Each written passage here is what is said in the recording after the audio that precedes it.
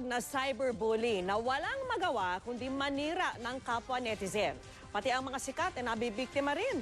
Nakatutok si Sandra Aguinaldo. Nagulat ang fans ni Maine Mendoza nang umalis siya sa Twitter nung nakaraang buwan.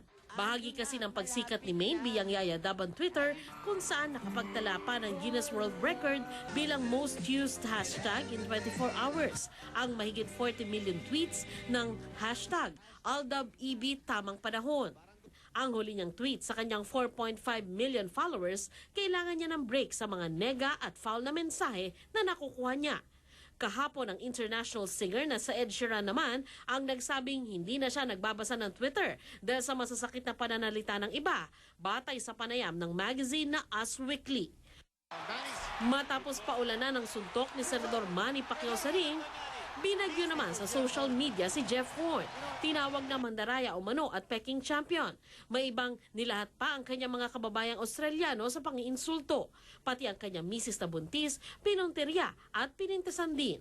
Ayon sa information technology expert na si Jerry Liao, mapa Facebook, Instagram o Twitter, nakakatagpo ng tinatawag na basher, hater o kaya'y mga troll. Depende kung sino yung pinag-uusapan mong personality, kung saan siya nag-build ng kanyang community. Siyempre, doon siya pupuntahan ng mga whether kakampi niya o hindi. Di lang celebrities ang nadidisgusto sa social media. Kahit ang millennial na si Cheska, tinatabangan na rin. Lalo po pag may mga nag-aaway po sa mga political issues po, parang doon po sila nagsasabi ng mga samang loob po nila. So iniwasan ko na lang po silang basahin. Ang dami na masyadong pinopost na hindi naman makabuluhan. So, yan.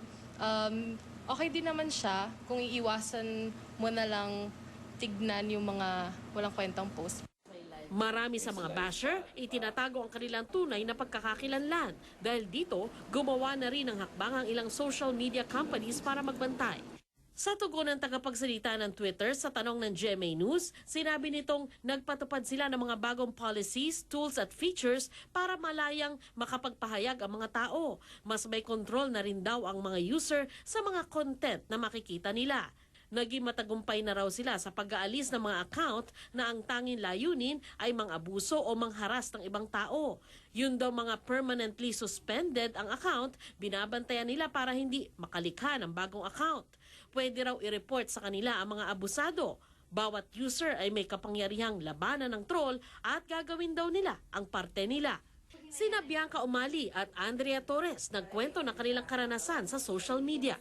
Yung dahil walang mga magulang, hindi na palaki ng maayos. Kung anong sabihin nila, it doesn't matter. What's important is yourself. Dead man na lang talaga.